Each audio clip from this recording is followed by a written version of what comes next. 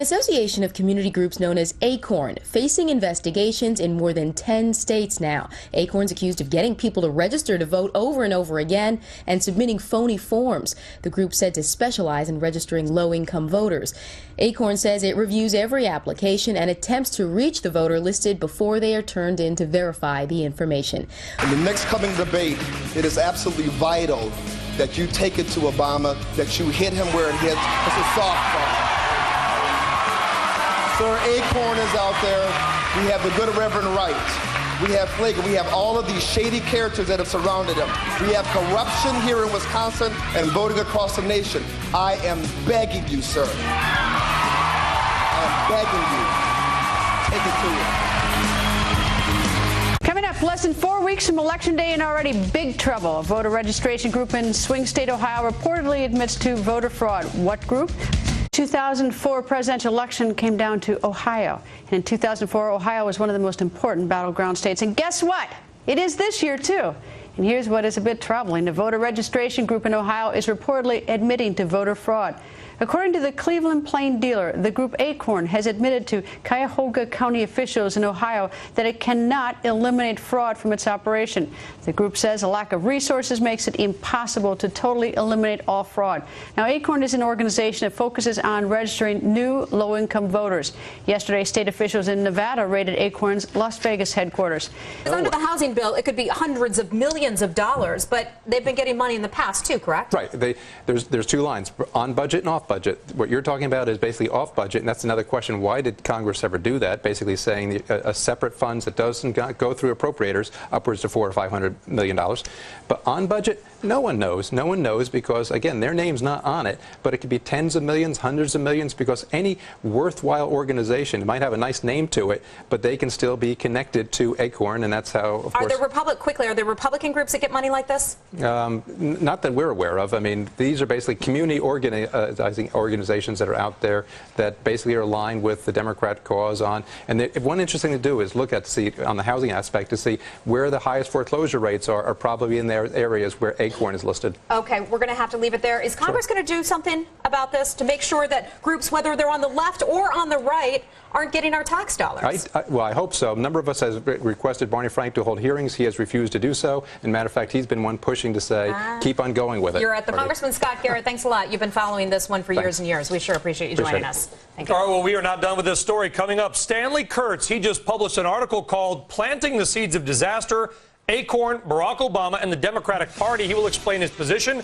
Part of what got us into this entire mess is Fannie and Freddie Mac and the fiasco. Politicians, of course, all blaming one another. Barack Obama pointing the finger away from himself. But my next guest says that group Acorn, we were just talking about a moment ago, a group that has endorsed Obama for president, is at the root of this big financial mess. Now, Acorn is the same group that's being investigated for allegations of voter fraud in states across the country. Here to explain this right now is Stanley Kurtz. He's a senior fellow at the Ethics and Public Policy Institute. Hi there, Stanley. So explain to us the connection between Acorn and the subprime mess that got us into this big economic mess to begin with. Acorn is a group of very radical community organizers. They've been very strongly supported by Barack Obama, although he sometimes likes to deny that connection. Obama has channeled funds to Acorn from various foundations he's been on. He's done training for Acorn of their leaders. And what Acorn does is they try to intimidate banks into giving these high-risk loans to low-credit customers. And this is what they did for years, especially in the late 80s and early 90s. What do you mean? What kind of stuff do these Acorn activists do to try to get banks to lend money to people who are in the subprime market? They would flood protesters into the lobbies of banks, scare away customers. They would send protesters to the homes of bankers. They would break into private offices of bankers to scare them. And they would file complaints under something called the Community Reinvestment Act, which is a law that Acorn used to try to force these banks to make these high-risk loans. Now, on the other hand, though, some of these banks did want to get into the subprime market because they could make higher margins that way. What about that? In the early 90s, that wasn't happening. The banks were resisting Acorn at that early point. And what happened at that point was that Acorn realized that they would never bring the banks around to these high-risk loans unless it got Fannie and Freddie in on the game, because the banks would say, hey, we can only make but so many of these risky loans to you because Fannie and Freddie won't buy them. They have very high credit standards. So Acorn went to its Washington lobbyists. It put a lot of pressure on its Democratic allies in Congress, and that's how Fannie and Freddie got their credit standards changed and really watered down so tremendously. Then everyone said, oh, we can make a lot of money at this. But what really started the contagion of these bad loans was the pressure from Acorn and Democrats onto Fannie and Freddie. Secretary of State Jennifer Brunner to do more to ensure that voter registrations there are not fraudulent, which an analyst says is critical. States have to verify the accuracy of the information coming in on voter registration forms by checking it against other state databases like the DMV, Department of Motor Vehicles, and against Social Security records.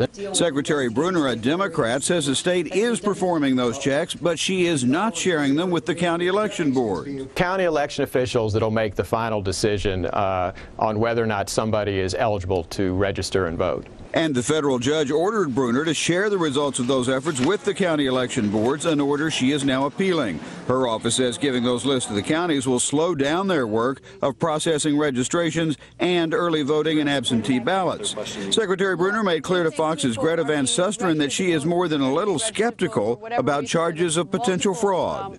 There are a number of basically allegations that don't have any evidence to support them. There's much more conjecture than anything else. But the group Acorn, which is under investigation for fraudulent registrations in 13 states, has filed 65,000 registrations in just one county in Ohio. And Acorn officials say they cannot verify whether registrations are legitimate. State officials have to do that. In addition, there is a deadline coming that makes all of this an urgent matter. Good evening, Greta. Good evening, Alan. Get ready. The federal judge has just issued a TRO against the Secretary of State in Ohio having to do with voters and all sorts of issues surrounding allegations. This is Fox News Alert. A federal judge has ruled that Ohio Secretary of State Jennifer Brunner is breaking federal law. The judge says that Secretary of State Brunner must give county elections boards the chance to determine whether new voter registrations are fraudulent. Secretary Brunner's office has been verifying the identities of newly registered voters, but has not been providing it to county election boards, the names of voters whose identities have not been proven. The judge specifically cited questionable activity from the group Acorn in his ruling. The Ohio Attorney General is filing an immediate appeal with the Sixth Circuit Court of Appeals.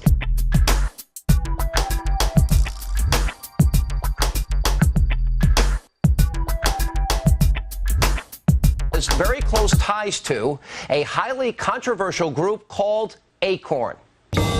Democratic presidential nominee Barack Obama says his experience as a Chicago community organizer shaped his political views and helped prepare him for the highest office in the land. But as much as he wants to inflate the importance of his neighborhood experience, he barely mentioned one of the groups that he worked most closely with during that time, the Association of Community Organizations for Reform Now, otherwise known as Acorn. Acorn is a grassroots organization considered by some to be the largest radical group in America. Under the guise of helping low-income families and neighborhoods, Acorn uses shady tactics and intimidation to get what they want. Right now, this ultra-liberal political machine is under investigation on charges of voter fraud. Acorn employees have been implicated in vote fraud investigations in several states. In Wisconsin, 37 of their employees have been investigated. One, I believe, was indicted this week. In Texas, 2 out of every 5 of their voter registrations in Houston are suspect, may not be valid. In North Carolina, they registered a 14-year-old boy. In Pennsylvania, a former Acorn employee has been indicted for perjury and identity theft. And that's just the beginning.